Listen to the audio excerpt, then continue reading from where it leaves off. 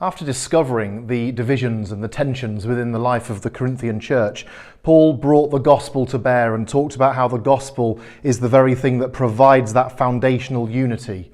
He talks about his own ministry and himself coming to them in weakness to proclaim the power of God, which is stronger than all of their posturing and divisions. Then he talks about the Holy Spirit and how the Holy Spirit and the ministry of the Holy Spirit brings in the mind of Christ. And to have the mind of Christ is to be united in the same mind and purpose, as it says in chapter 1, verse 10.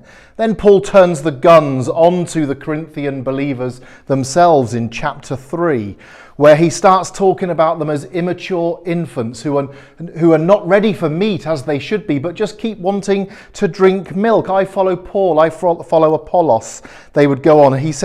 Paul says in verse 4, are you not being merely human?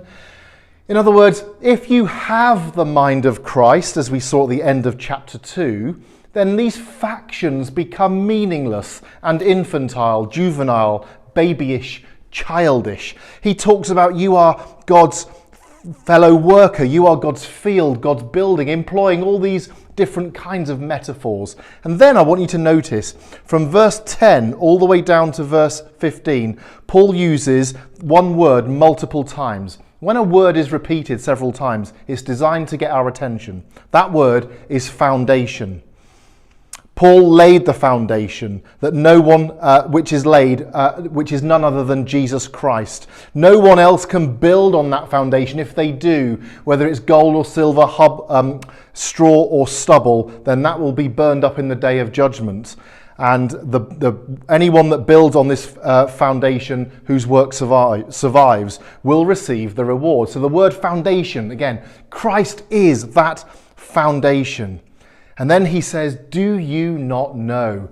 Well, they should, shouldn't they? Because they're super spiritual Corinthians. Paul says in verse 16, do you not know that you are God's temple and that God's Spirit, as he argued before, dwells in you?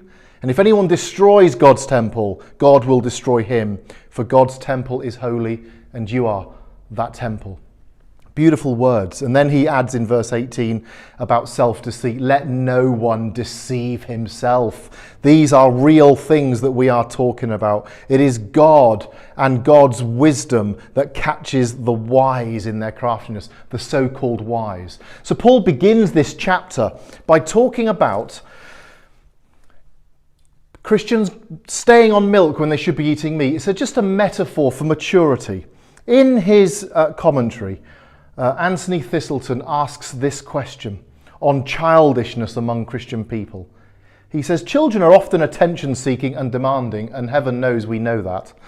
He says, why is it that often the least mature in the church seem hell-bent on gaining attention, often bidding for positions of leadership? This is an undermining of the entire mission and evangelism of the church. Conversely, he says, deeply spiritual Christians sometimes seem reticent to speak or to accept leadership roles, often through modesty. What kinds of power games in the church or in the world seem to signify a childish or unspiritual mindset? This is our task.